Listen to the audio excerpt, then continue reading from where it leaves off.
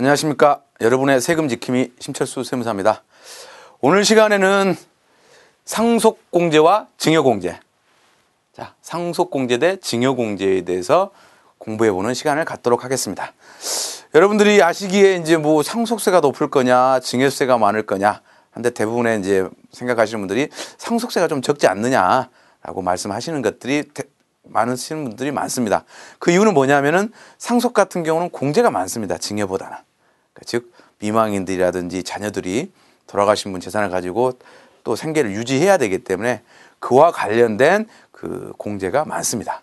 반면에 증여공제는 조금 이제 생전에 주는 거기 때문에 우리나라의 정서상 생전에 자식들한테 주는 부분에 대해서 조금은 좀 타이트하게 관리하려고 하는 측면이 있습니다. 그래서 이번 시간에는 우리가 뭐 자식들한테도 세금 없이 줄 수 있다라고 하는 것들이 어떻게 보면 증여공제하고 관련된 부분일 수도 있거든요. 그리고 또 뭐, 내 재산이 10억 안 되면 상속세하고 아무 상관없다라고 하는 것은 상속공제하고 관련된 부분들입니다. 그래서 요 정확한 규정을 확인해 보고 우리가 고객을 접근하면 상당히 큰 도움이 될 거라고 생각을 합니다. 자, 상속공제 항목입니다. 주요 항목. 그리고 증여공제의 주요 항목입니다. 상속공제도 보면 인적공제하고 기타공제로 나눌 수 있고요. 증여는 인적공제만 주로 있습니다. 인적공제. 사람에 대한 공제. 그러면 상속도 사람에 대한 공제를 해줄 때 자식에 대한 공제가 있고 배우자에 대한 공제가 있습니다. 증여도 마찬가지입니다. 배우자에 대한 공제가 있고 자식에 대한 공제가 있습니다. 상속 같은 경우에 배우자가 만약에 내가 죽은 시점에 배우자가 살아있다, 미망인이 있다라고 한다면 최소 5억, 최대 30억까지 공제를 해주고 있습니다. 자, 최소가 5억이고요. 최대가 30억입니다. 그럼 이 금액은 어떻게 산정을 할 것이냐라고 했을 때 배우자의 법정 지분을 가지고 계산을 하게 됩니다.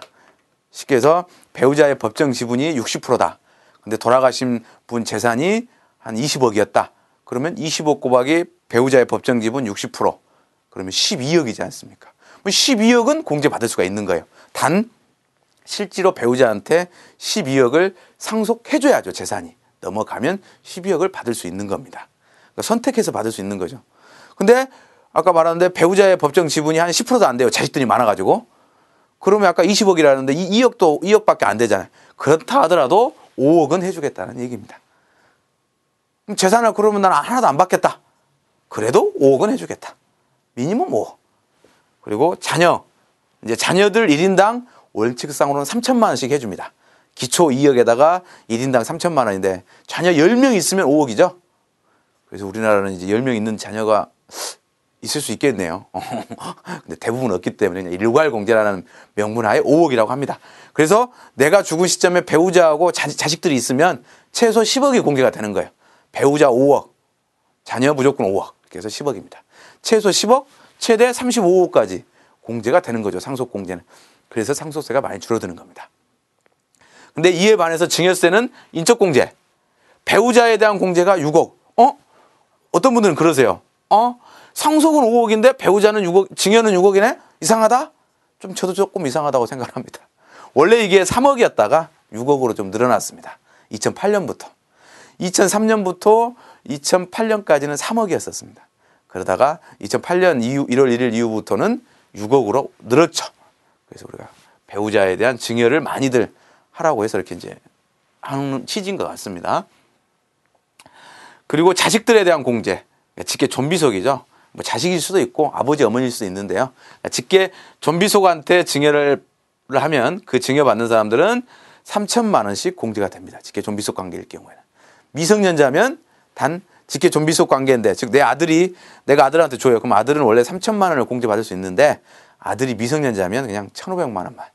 아직 성인이 아니라는 얘기죠. 비행기를 타도 미성년자는 깎아주나?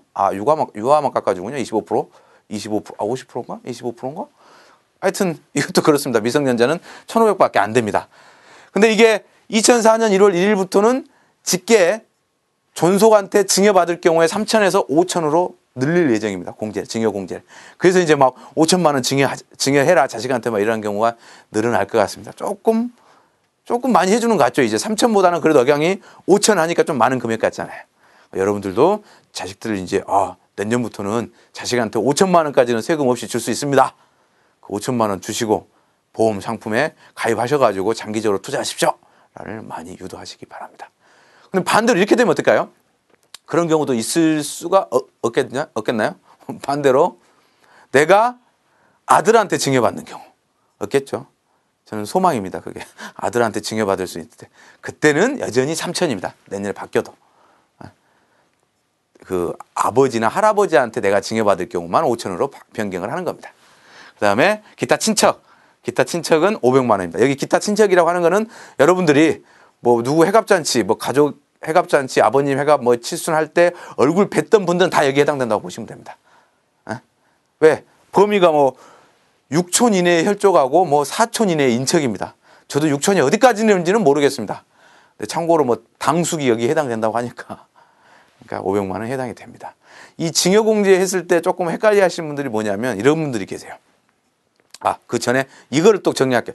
딱 이건 하나하나 갖고 가세요. 증여공제라고 하는 거는 증여받는 사람 입장, 즉 증여자 입장에서 10년 동안에 한 번의 관계만 써먹을 수 있는 겁니다. 증여받는 입장에서 10년 동안 한 번의 관계. 그렇죠? 그래서 내가 배우자한테 증여를 받았어요. 그럼 6억 공제 되잖아요. 그럼 내일 또 6억 받으면 어떻게 될까요? 공제가 안 된다는 얘기입니다. 10년 동안에 딱 한 번 6억 공제가 되는 거니까 누계로 6억 공제가 되는 겁니다. 6억. 그래서 6억을 미리 받은 게 있으면 그 다음에 추가로 뭐 6억을 받았다면 6억에 대한 증여세는 내야 되는 거죠. 여기서 정말 재밌는 케이스가 있어요. 뭐냐면 남자하고 이제 여자가 결혼을 합니다. 서로 사랑을 하겠죠. 그래서 남자가 돈을 잘 벌어요. 근데 이제 여자한테 배우자한테 그래도 나랑 결혼해줘서 고맙다. 심세무새한테 얘기를 들으니 6억까지는 세금 없이 줄 수 있다더라. 내 결혼 포상금으로 너한테 6억을 선사하마. 그래서 6억을 증여합니다. 그럼 배우자 부인은 꽁돈 6억이 생겼죠. 그것도 세금 없이. 그거는 타당한 겁니다. 배우자 관계니까. 근데 6억을 받는 순간 갑자기 이제 이 6억을 쓰기 시작합니다. 그러다가 이제 탁 계속 쓰다 보니 뭐 다른 데 빠져들게 되고 그래서 이게 뭐 강의할 때 이렇게 말을 해도 되겠는지 모르겠지만 하여튼 가정이 파탄이 납니다. 그래서 이 부인은 이혼을 하고 또 새로운 남자를 만나게 됩니다.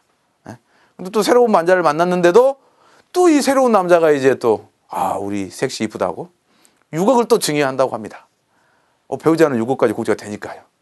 이랬을 때 기간이 10년이 안 됐다라고 한다면 이 나중에 받는 6억은 어떻게 되겠습니까? 제가 아까 드렸지 않습니까? 증여자 입장에서 10년 동안 관계를 한 번 써먹을 수 있어 하는 얘기입니다. 이 부인은 전 남편한테 관계 써먹었잖아요. 6억. 그러니까 뒤에 남편한테는 6억 공제가 안 돼요. 그때는 법을 제대로 알았다면 안 받았겠죠. 왜? 세금을 냈다라고 한 얘기는 이제 다 알게 되잖아요, 남편이. 아니, 6억까지 세금 없다고 해서 냈는데 왜 세금이 나오느냐? 재원입니다. 나옵니다. 그래서 관계가 딱 한 번입니다. 또 두 번째 착각하시는 게 뭐냐면 아버지가 3천 주고 할아버지가 3천 주고 할머니가 3천 주면 9천만 원 공제되겠네? 라고 생각하시는 분들이 계세요. 직계 존비속 관계 다 써버렸잖아요. 아버지 받을 때 내가 아버지한테 3천 받을 때 직계 존비속 관계를 써버린 거예요. 그러니까 안 되는 거예요. 할아버지한테 받을 때는 관계를 써먹었기 때문에. 아셨죠? 그리고 이러한 증여공제는 거주자만 해당이 됩니다. 거주자만 해당이 된다는 건 뭐냐면 그러신 분들이 계세요. 정말로 자기 부인이 미국 영주권자야. 미국에서 주로 생활을 해.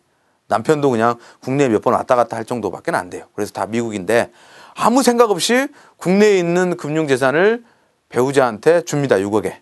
세금 없다고 말만 듣고. 근데 나중에 세금 추징이 됩니다. 왜? 6억 공제 못 해주겠다. 왜요? 아니, 배우자가 우리나라 거주자가 아니다. 즉 거주자라고 하는 거는 어디에 이제 사느냐인데 주로 미국에서 살고 있기 때문에 이분은 우리나라 거주자가 아니기 때문에 6억 공제할 수가 없다고 합니다. 그게 맞습니다. 6억 공제를 해주고 이런 거는 거주자만 우리나라에 살고 있는 사람이 증여받는 경우만 됩니다. 반대로 남편이 미국 거주자고 부인이 우리나라 거주자면 가능하겠죠. 부인이 6억. 왜? 우리나라 거주자니까. 그 거주자만 공제가 가능한 겁니다. 그럼 또 다시 한번 또 작게 결론 내릴까요? 거주자가 10년 동안에 그 관계, 이 세 가지의 관계를 한 번만 써먹을 수 있다. 증여공제. 딱 한마디로 이렇게 정리할 수 있을 것 같습니다. 그리고 상속 같은 경우는 이제 뭐 기타 금융재산 공제 같은 경우 우리 보험금 같은 경우도 금융재산이잖아요. 그래서 금융재산이면 20% 정도는 금융재산 공제를 2억 원 한도 내에서 해주고 있습니다. 금융재산 공제를 해주는 이유는 뭐 현금이나 뭐 예금이나 이런 것들 명확히 금액이 탁탁 찍히잖아요. 우리 부동산 같은 경우는 뭐 기준시가로 평가도 되기도 하다 보니까 재산 평가를 좀 싸게 할 수도 있고 하는데 예금이나 이런 보험금은 명확히 나와 있기 때문에 조금은 그런 것에 비해서는 좀 형평이 안 맞잖아요. 그래서 한 20% 정도는 깎아주자. 그래서 2억 원 한도 내에서 깎아주는 거고요. 이건 나중에 이제 공부하겠지만 가업상속공제, 가업을 승계했을 때 그 주식에 대해서 70% 정도 공제를 해주는 게 있습니다.